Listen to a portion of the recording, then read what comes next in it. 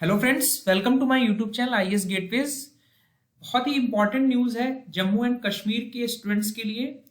JKSSB ने आज junior engineer civil and junior engineer mechanical की वैकेंसीज नोटिफाई कर दी हैं ऑफिशियली। तो इस वीडियो में बेसिकली मैं बेसिक इंस्ट्रक्शंस जो दिए गए हैं एडवर्टाइजमेंट में स्टूडेंट्स के लिए, क्या एलिजिबिलिटी रहेगी, कौन लोग अप्लाई कर सकते हैं इस फॉर्म में, वो सारी चीजें ब्रीफ में डिस्कस करेंगे। जो फॉर्म फिल करने के इंस्ट्रक्शंस हैं, फॉर्म कैसे फिल करना है, वो सब्सिक्वेंटली नेक्स्ट वीडियो में हम बात करेंगे। So let's start. सबसे पहले जो हमारा एडवर्टाइजमेंट नोटिफिकेशन है वो आज इशू हुआ है, और जो एडवर्टाइजमेंट नंबर है वो ध्यान रखिए आप 06/2022 और डेटेड 11 नवंबर 2022। जो सब्जेक्ट है that is advertisement of union territory cadre post of public works R&B department. तो जो भी यहाँ पर रिक्रूटमेंट जेकेएसएसबी कर रहा है that is for public works road and bridges department of Jammu and Kashmir.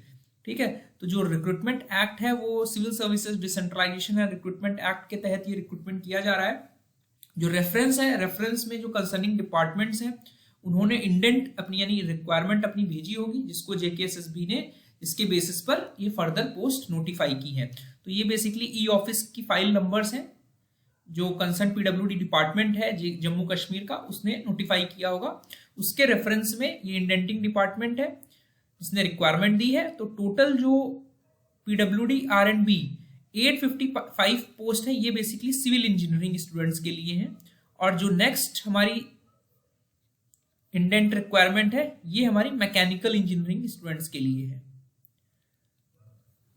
ठीक है, मैकेनिकल इंजीनियरिंग मतलब मैकेनिकल का पेपर होगा बेसिकली इसमें। तो टोटल पोस्ट जो है इस एडवर्टाइजमेंट में 1045 है।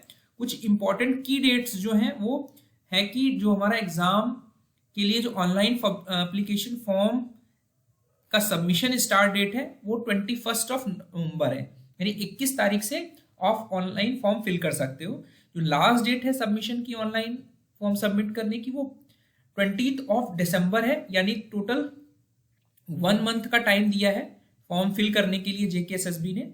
और ये 3 एनेक्शर्स हैं इस एडवर्टाइजमेंट में।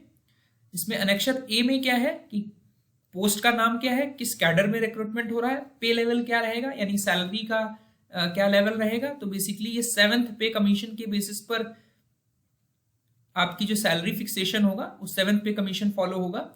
और कैटेगरी वाइज हमारा यानी जो डिफरेंट SC OBC जनरल या और भी रिजर्वेशन कैटेगरीज हैं उसमें ब्रेक क्या फॉलो होगा, यानी ब्रेकअप वैकेंसीज का क्या रहेगा। और मिनिमम सिलेक्शन के लिए क्वालिफिकेशन और क्राइटेरिया रिक्वायरमेंट इसमें दिया हुआ है। एनेक्शर बी में फिजिकल लिमिटेशन की वजह से जो सर्टिफिकेट चाहिए उसका फॉर्मेट दिया हुआ है, और ओन स्क्राइब के लिए आपका एनेक्शर सी में फॉर्मेट दिया हुआ है। तो टोटल पोस्ट जो है 105 नोटिफाई की गई है। Jammu Kashmir and service selection board ये एग्जाम कंडक्ट करा रहा है, और फॉर्म आपको ऑनलाइन भरना है, कोई भी ऑफलाइन फॉर्म एक्सेप्ट नहीं करेगा जेएसएसबी, ये क्लियरली लिखा हुआ है। फिर जो रिजर्वेशन है वो हमारे Jammu and Kashmir reservation rules 2005 notified under कुछ इंस्ट्रक्शंस हैं जो टाइम टू टाइम अमेंड हो रहे हैं, उसके हिसाब से दिया जाएगा। सबसे इंपॉर्टेंट चीज, बहुत सारे स्टूडेंट्स पूछ रहे थे कमेंट सेक्शन में कि अदर स्टेट के कैंडिडेट्स क्या अप्लाई कर सकते हैं। तो मैं आपको बता दूं, अदर स्टेट के कैंडिडेट्स इस पोस्ट के लिए अप्लाई नहीं कर सकते हैं। यहाँ पर क्लियरली लिखा है कि the candidate should have a domicile of union territory of Jammu and Kashmir, जो कि हमारे मिनिस्ट्री ऑफ होम अफेयर्स ने इस गवर्नमेंट ऑफ इंडिया के नोटिफिकेशन के तहत माना है। ठीक है, तो candidate shall be domicile of union territory of Jammu and Kashmir. तो जम्मू एंड कश्मीर को जो बिलोंग करते हैं वो ही इस एग्जाम में के लिए फॉर्म फिल कर सकते हैं, भले ही उन्होंने एजुकेशन अपनी जो मिनिमम एलिजिबिलिटी है डिप्लोमा या इंजीनियरिंग कहीं से भी की हो, वो रिस्ट्रिक्शन नहीं है। तो वो भी बात करेंगे कि मिनिमम जो एजुकेशन क्वालिफिकेशन है वो क्या रहेगी। और जो इसके लिए जो सपोर्टिंग डॉक्यूमेंट मांगा है वो डोमिसाइल सर्टिफिकेट होना चाहिए, कॉम्पिटेंट अथॉरिटी उसको अप्रूव करे, और फॉर्मेट जो होना चाहिए वो प्रेस्क्राइब्ड होना चाहिए स्टैंडर्ड। और वो सर्टिफिकेट जो होगा एज पर जो आपकी लास्ट एप्लीकेशन डेट है 20 दिसंबर, उस समय जो अवेलेबल फॉर्मेट होगा उस फॉर्मेट पे आपका डोमिसाइल सर्टिफिकेट कॉम्पिटेंट अथॉरिटी से बना होना चाहिए। जो वैकेंसीज हैं एनेक्सर ए में भी हम बात कर लेंगे, कितनी वैकेंसीज हैं, उनका ब्रेकअप क्या है वो डिस्कस कर लेंगे।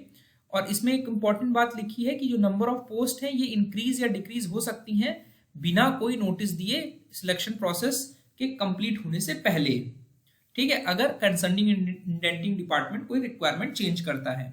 जो एज लिमिट है, एज लिमिट का जो रेफरेंस है वो 1 जनवरी 2022 से काउंट किया जाएगा। ये एक इंपॉर्टेंट चीज है, जो भी आप एज का कैलकुलेशन कर रहे हो वो 1 जनवरी 2022 के रेस्पेक्ट में होगा। सो यहां पर ये टेबल है, ये आप एडवर्टाइजमेंट में देख लोगे। एज लिमिट इन ईयर्स अलग अलग कट एससी के लिए 43, एसटी के लिए 43, नॉट बॉर्न बिफोर और नॉट बोर्न आफ्टर, यानी इससे पहले आप नहीं पैदा होने चाहिए और इसके बाद नहीं पैदा होने चाहिए। तो ये this is the range. Different categories आप देख सकते हो, पीएसपी पहाड़ी speaking people, EWS economical weaker section, physically challenge person की, तो अलग अलग कैटेगरीज के लिए अलग अलग एज की में रिलैक्सेशन दिया है। एक्स सर्विसमैन के लिए अलग रिलैक्सेशन दिया है 3 साल का, ठीक है। क्वालिफिकेशन रिक्वायरमेंट जो है वो अनेक्सर ए में आपकी जो वैकेंसीज का ब्रेकअप है उसके साथ दिया हुआ है, ठीक है।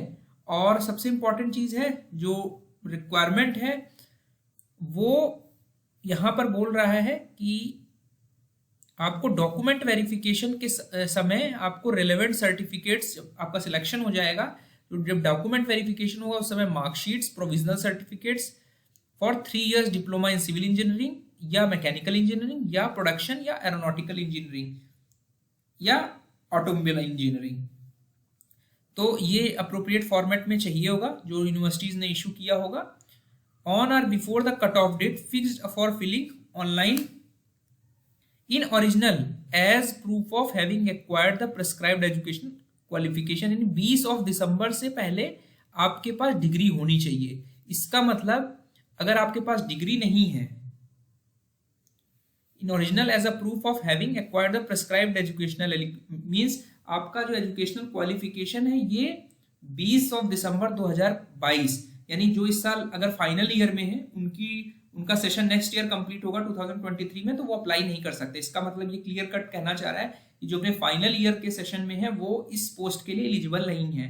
जिन्होंने लास्ट ईयर जिनका कंप्लीट हो गया है वही लोग इन पोस्ट के लिए अप्लाई कर सकते हैं, ठीक है। तो कट ऑफ डेट हमारी 20 दिसंबर है। तो ये कुछ इंपॉर्टेंट चीजें हैं। रिजर्वेशन में आपका कुछ हॉरिजॉन्टल रिजर्वेशन है और कुछ वर्टिकल रिजर्वेशन है, तो वो मैं अभी यहाँ पे डिस्कस नहीं कर रहा हूँ, बहुत ज्यादा रेलेवेंट नहीं है इस स्टेज पे। एप्लीकेशन फीस आपकी 550 है नॉर्मल कैटेगरी के लिए, जनरल कैटेगरी के लिए, SC ST PWD और AWS कैटेगरी के लिए 450 है। पेमेंट जो है केवल ऑनलाइन होगा, कोई DD ड्राफ्ट वगैरह नहीं चलेगा, DD क्रेडिट कार्ड या डेबिट कार्ड से ही पेमेंट होगा। अगर फीस आप सबमिट नहीं करोगे तो एप्लीकेशन विल बी रिजेक्टेड। और कोई अगर पेमेंट डिस्प्यूट आता है पेमेंट से रिलेटेड तो आप इस मेल आईडी पर मेल कर सकते हो। तो ये मेल आईडी आप ध्यान रखिए, नोट कर लीजिए। फॉर एनी डाउट्स या कोई भी पेमेंट में इश्यूज आ रहे हैं, सर्वर एरर की वजह से आपका पेमेंट कट जाता है, अपडेट नहीं होता, वो सारी चीजें इस ग्रीवेंस वाली मेल पर आप मेल कर सकते हो। सेंटर ऑफ एग्जामिनेशन आपको नोटिफाई कर दिया जाएगा। अब सबसे इंपॉर्टेंट चीज है कि एग्जाम का पैटर्न क्या रहेगा। तो एग्जाम का पैटर्न जैसे लास्ट ईयर भी जल शक्ति डिपार्टमेंट के लिए जो पैटर्न था एग्जैक्टली वही फॉर्मेट है।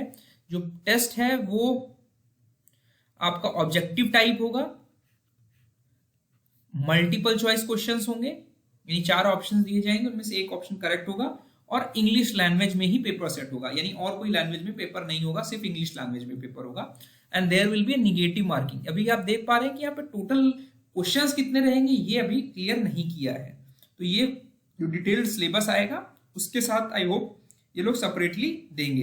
यहाँ पे मेंशन भी किया है कि जो सिलेबस है इस पोस्ट का वो अलग से नोटिफाई किया जाएगा। तो जैसे ही सिलेबस अपडेट होता है वेबसाइट पर I will inform you on the channel. So जो एडमिशन टू द एग्जामिनेशन है कुछ जनरल गाइडलाइंस है कि आपको वेबसाइट पर रेगुलरली अपडेट रहना है, फ्रिक्वेंटली आप विजिट करते रहना है। जो एग्जामिनेशन से रिलेटेड डिटेल है, टाइम टेबल है, सिटी कहाँ, एग्जाम कहाँ पड़ेगा, आपका सेंटर कहाँ होगा, वो वेबसाइट पर एग्जाम डेट से 2 वीक पहले अपलोड किया जाएगा, ठीक है। तो ये एक इंपॉर्टेंट चीज है। एग्जाम जो डेट फिक्स होगी, जो नोटिफाई होगी कैलेंडर में, वो उससे 2 2 वीक्स पहले आपको टाइम टेबल और सिटी सेंटर इन्फॉर्म किया जाएगा। ठीक है, तो ये कुछ इंपॉर्टेंट इंस्ट्रक्शंस थे जो आपको ध्यान रखने हैं। आप चलते हैं आपके अनेक्शर ए में जिसमें वैकेंसीज दी हैं। ये कुछ इंस्ट्रक्शंस हैं जिसमें आपको क्या ध्यान रखना है फॉर्म फिल करते समय, वो मैं सब्सिक्वेंट वीडियो में आपको अलग से एक्सप्लेन कर दूंगा। और फॉर्म फिलिंग के कुछ इंस्ट्रक्शंस हैं वो भी मैं आपको अलग से बताऊंगा। आप कमेंट करके जरूर बताइएगा कि आपको अगर जरूरत है तो बनाऊंगा, otherwise I will try to cover the important facts. So ये अनेक्शर ए है जिसमें आप देख पा रहे हैं कि item number 201 R and B road and bridges में लेवल 6 पर एंट्री हो रही है। ठीक है, लेवल 6 जो है ये 7th पे कमीशन में लेवल्स इंट्रोड्यूस हो गए थे। तो लेवल 6 में जो बेसिक स्टार्टिंग है ये दिस इज द बेसिक पे। लेवल 6 के करस्पॉन्डिंग जो बेसिक पे बन रहा है 35,400, यानी जो सैलरी बनेगी ये होगी आपकी बेसिक पे प्लस इस पे आपका डीए होगा कुछ परसेंटेज, जो अभी अराउंड 34% के अप्रॉक्स चल रहा है, प्लस जो आपके और ट्रांसपोर्टेशन अलाउंस एचआरए वो अलग होंगे। ठीक है, तो वो वेरी करेगी। और जो इसकी रेंज दी हुई है, आपकी जो पोस्ट का नाम है वो जूनियर इंजीनियर सिविल है और मैकेनिकल वालों के लिए जूनियर इंजीनियर मैकेनिकल है। रिक्रूटमेंट सेम लेवल पर हो रहा है। जो कैडर है पोस्ट का यूनियन टेरिटरी है जम्मू कश्मीर। ये डिफरेंट डिपार्टमेंट्स डिफरेंट कैटेगरीज के लिए जो कैटेगरीज के लिए जो ब्रेकअप है ये आप देख पा रहे हैं। ठीक है, तो 855 का अलग से ब्रेकअप दिया है। ठीक है, इन सभी के फुल फॉर्म्स ऊपर दिए हुए जो मैंने आपको अभी दिखाया था। 190 मैकेनिकल के लिए जो सीट्स हैं उसका भी ब्रेकअप दिया हुआ है। और जो क्वालिफिकेशन रिक्वायरमेंट है सबसे इंपॉर्टेंट चीज है 3 years diploma in civil engineering.